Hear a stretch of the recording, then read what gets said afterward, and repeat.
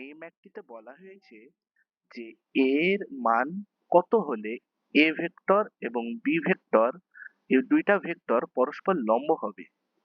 এখন এই ম্যাথটি করার জন্য আমাকে ভেক্টরের ডট গুণন সম্পর্কে ধারণা রাখতে হবে। তো আমরা জানি যে দুইটা ভেক্টর যদি a একটি ভেক্টর এই দিকে যায় এবং b আরেকটা যে কোনো ভেক্টর যে কোনো দিকে যাইতে পারে, কিন্তু a এবং b দুইটার মধ্যবর্তী কোণ যদি থিটা হয়, তাহলে আমি বলতে পারি যে a ডট b মানে তাদের মধ্যে যে ডট গুণন হবে সেইটা হলো a ভেক্টরের মান গুণন b ভেক্টরের মান গুণন তাদের মধ্যবর্তী কোণের কসাইন। ঠিক আছে? তো এখন লক্ষ্য করো, ভেক্টরটা পরস্পর লম্ব, মানে আমার ভেক্টরটা মেইনলি এইভাবে রিপ্রেজেন্ট করা যে a একটা ভেক্টর এবং b আরেকটা ভেক্টর যেটা a ভেক্টরের সাথে লম্ব অবস্থায় আছে। ঠিক আছে? তো লম্ব অবস্থায় থাকলে থিটার মান কত হয়? 90 ডিগ্রি হয় না? তো থিটার মান যদি 90 ডিগ্রি হয় তাহলে তাদের ডট গুণনটা কি হবে? a dot b is equals ab cos 90 degree না? এখন cos 90 ডিগ্রির মান কত? 0। তার মানে আসলে আমার আলটিমেটলি গুণফলটা থাকে ab into 0 সমান 0। তো আমার এই কন্ডিশনটা অ্যাপ্লাই করে আমি এই ম্যাথটা সলভ করব। কিভাবে? আমার এখানে দুইটা ভেক্টর দেওয়া আছে এবং এগুলো ত্রিমাত্রিক কার্টেসিয়ান স্টাইলেই দেওয়া আছে, যে 2i cap plus 2j cap minus k cap. তো আমি তো জানি যে দুইটা ভেক্টরের যদি গুণ হয়, সাপোজ আমি এই দুইটা ভেক্টর গুণ করলাম, তাহলে কি লিখবো আমি? যে 2i cap plus 2j cap minus k cap dot ai cap. এখানে আমি এর ভ্যালু জানি না, মেইনলি আমার এর ভ্যালুটাই বের করতে হবে। তো ai cap plus j cap. ঠিক আছে?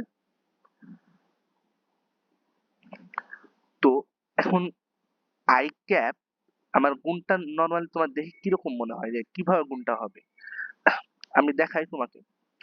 ধরে নিলাম নরমাল গুণের মতো এটা একটা ভ্যালু এবং এইটা আরেকটা ভ্যালু। তো গুণের নিয়ম অনুযায়ী এভাবে করে গুণ হবে যে 2a i cap dot i cap. ঠিক আছে? তারপর 2i cap dot j cap, মানে এটার সাথে এইটা একবার এবং এটা একবার গুণ হয়ে গেল। ঠিক আছে? আবার আমার কি আছে এখানে? 2a j cap dot i cap plus 2j cap dot j cap. তারপর আছে আমার minus a k cap dot i cap minus k cap dot j cap. এখন দেখো যে এ আই, এখানে আমার কিছু কিছু টার্ম আছে যেগুলো হলো মানে একই ভেক্টর এবং কিছু কিছু ক্ষেত্রে আলাদা ভেক্টর, তাই না? তো এখন খেয়াল করো, আমি আই ক্যাপ বলতে কি বুঝিয়েছিলাম? আই ক্যাপটা মেইনলি হলো যে তোমার একটি ত্রিমাত্রিক কার্টেসিয়ান ব্যবস্থায় আমার এইদিকে যে এক্স অ্যাক্সিস হয়, এদিকে যদি ওয়াই অ্যাক্সিস হয় এবং এইদিকে জেড অ্যাক্সিস হয়, তো এক্স অ্যাক্সিস বরাবর এক একক ভেক্টর মানে বোঝায় যে এক ইউনিটের এক ইউনিটের এক্স অ্যাক্সিস বরাবর একটা ভেক্টর। বুঝেছো? এক ইউনিটের এক্স অ্যাক্সিস বরাবর ভেক্টরকে যদি আমি আই ক্যাপ ধরি, তাহলে যদি আই ক্যাপ ডট আই ক্যাপকে আমি কি লিখতে পারবো? I cap dot I cap মানে কি? এখানে আমি ভেক্টর মানে ভেক্টরের ডট গুণন খাটাইতে পারি না? তো ভেক্টরের ডট গুণন অনুযায়ী তোমার I cap dot I cap মানে তাদের ভ্যালু, যেটা হলো 1, এবং তাদের মধ্যবর্তী কোণ। মধ্যবর্তী কোণ কত? cos। দেখো তো, মানে আই ক্যাপ তো সর্বদা এক্স অ্যাক্সিস বরাবরই আছে, তার মানে দুইটা আই ক্যাপ ভেক্টর নিলেও তাদের মধ্যবর্তী কোণ হবে আলটিমেটলি 0 ডিগ্রি, কারণ একই দিকে। এবং cos 0 এর মান কত? 1। তার মানে total I cap dot I cap এর ভ্যালু হইলো আমার 1। ঠিক আছে? সেম এটা সমান আমি লিখতে পারি J cap dot J cap, আবার এটা সমান আমি লিখতে পারি K cap dot K cap. ঠিক আছে? কিন্তু আমার আই ডট জে মানে I cap dot J cap বা J cap dot I cap এইসব ক্ষেত্রে আমি কিভাবে উল্লেখ করব? খেয়াল করো আমার এক্স অ্যাক্সিস বরাবর যদি আই ক্যাপ হয়, সিমিলারলি আমার ওয়াই অ্যাক্সিস বরাবর জে ক্যাপ না? তো তাদের মধ্যবর্তী কোণটা কত? 90 ডিগ্রি না? তো আমি কি লিখতে পারি? I cap dot J cap কি লিখতে পারি? তাদের ভ্যালু তো 1, এটা তো আমি জানি। তার মানে 1.1 cos তাদের মধ্যবর্তী কোণ। মধ্যবর্তী কোণ কত? 90 ডিগ্রি না? তার মানে আল্টিমেটলি তাদের গুণফল হলো 0। তো যদি 0 হয় তাহলে আমার এই টার্মটা, তারপর এই টার্মটা, আবার এই যে এই টার্মটা, আবার এই যে এই টার্মটা, এটাকে আমি 0 বলে দিতে পারি না?